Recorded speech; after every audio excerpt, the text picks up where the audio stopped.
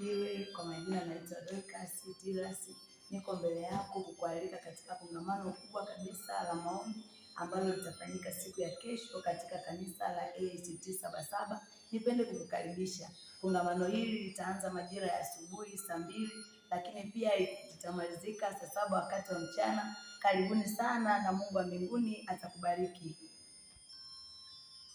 Lakini pia usisite kumwalika rafiki yako, mkaribishe ibadani. Kongamano hili litakuwa ni kongamano la siku 3, ambapo kwa siku ya kesho kongamano letu litaanza kama jinsi nilivyotangulia kusema ya kwamba litaanza siku ya kesho majira ya saa 2 asubuhi na saa 7 mchana tutahitimisha ibada yetu ya kwanza. Lakini pia saa 11 jioni hadi saa 2 usiku tutakuwa hapa AICT Sabasaba, tutahitimisha kongamano letu kwa siku ya kwanza. Nipende kukukaribisha pia kwa siku ya pili ambayo ni siku ya Jumamosi. Tutakutana kanisa la AICT Sabasaba kuanzia majira ya saa 2 asubuhi hadi saa 7 mchana. Lakini kwa ibada yetu ya jioni siku ya Jumamosi tutakutana chuo cha uhasibu. Usisite kuja, ibada yetu itaanza majira ya saa 9 mchana hadi saa 2 usiku. Lakini pia nikukaribishe kwa habari ya siku ya mwisho, siku ya kumalizia kongamano letu, ambayo hiyo siku kongamano letu litafanyika siku ya Jumapili kuanzia majira ya saa 9 mchana hadi saa 2 usiku.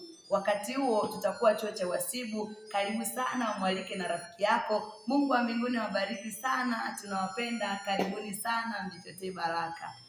Mbinguni atakuja kukuhudumia. Ni kongamano kubwa sana ambalo limelenga kutufundisha, kutuelimisha na kutujenga, kwa sababu tuko katikati ya safari ya kuendea ufalme wa mbinguni. Kwa hiyo mtu wa Mungu, nipende kukukaribisha sana. Mkaribishe na rafiki yako, mkaribishe na jirani yako. Mazingira yetu yako tayari kabisa na Mungu yuko mahali hapa. Muujiza wa maisha ya kwako uko mahali hapa. Mungu yuko tayari kukuhudumia. Mungu yuko tayari kusikia kilio cha kwako. Usikubali kukosa kongamano hili, lakini pia usipange kupitwa na kongamano hili, kwa sababu iko namna ambavyo Mungu atakwenda kusema na maisha ya kwako. Kuna namna ambavyo Mungu anataka akabadilishe historia ya maisha ya kwako katikati ya changamoto zote ambazo unaziendea. Mungu yuko tayari kukusikia.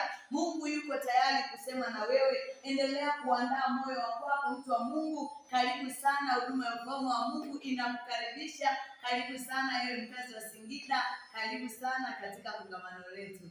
Amina.